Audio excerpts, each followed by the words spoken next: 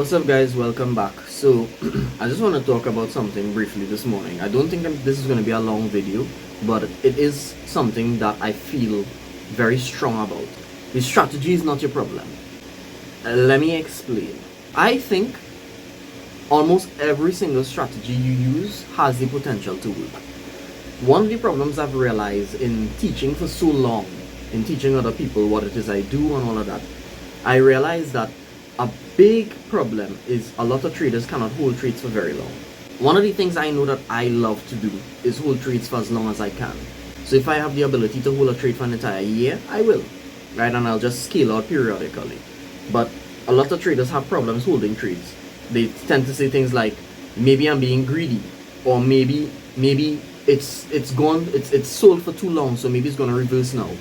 My question to you is, how do you know that it's sold for too long? How do you know that this is the end? You don't. You can't. Now, one of the best things that you can do is try to minimize the loss and maximize the reward or maximize the return. But many people cannot do this because they tend to have more losses and very small wins. And that's why your net amount at the end of the week or month or year would be negative, because when you do go into a losing streak, essentially what is happening? Your wins aren't big enough to buffer those losses. One of the things I think that you can make a change with now is open a demo account. Try it on a demo first. Don't do this on your live account, but try it on a demo. Open a demo account and take a trade that you think is going to sell or think is going to buy. Do your analysis like normal. Same analysis, same strategy that you've been using. Maybe it's one that you feel like it's not as profitable as the creator says it is. Take that trade and just put a stop loss on it. Don't try to put a take profit. Don't try to trail the stop loss. And just leave it over the course of a week.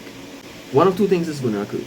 It's either going to stop you out, minus however many pips your stop loss is, or at the end of a week, it's going to be so deep in profit you wouldn't even know what to do with yourself.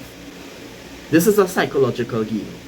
It's a game that is based on how you are able to function regardless of the circumstances, regardless of the situation, regardless of what you're seeing and what is happening to you.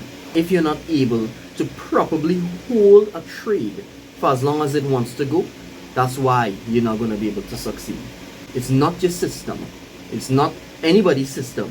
Most good systems, smart money concepts and reversals, my system, any other system that has been in the circle of systems is probably going to work. The problem is when you lose or you go into a losing streak, your winners are not big enough to buffer those losses. Does that make sense? So I really hope that you could take something from this, because the main thing I want to make sure you understand is it's more you interacting with the system that you're using, how you're interacting with it. You oftentimes probably have this in the back of your head that, you know, you're losing, and when you win, it's very small winners. But you are in control of that. You never gave her that any thought, did you? You are in control of how big the win is or not, aka how long you hold it for. Many people feel like a 1 to 3 is a very big trade. I saw somebody say in a group yesterday, I can't remember the currency pair, but they said this currency pair trade for a big swing, and the trade was like 90 pips. I'm like, that's not a big swing, that's a normal trade. A big swing is 1,000 pips. That's my thoughts of a big swing. Most people's belief or conceptualization of what a big trade is very skewed, because you've been conditioned to believe that 1 to 3 is good. It's not. Especially if you don't have a good win to loss ratio. Most people, especially beginners, would not have very good or very strong win to loss ratios, and that's why they will continue to lose. So we need to be very careful and very cognizant of the fact that when you have a trade that's winning, try to see how long you can hold it for. And you'll be very surprised as to the kind of results you will get if you're allowed to hold the trade. Like and subscribe. Let me know what you think. See you all in the next one. Peace out, guys.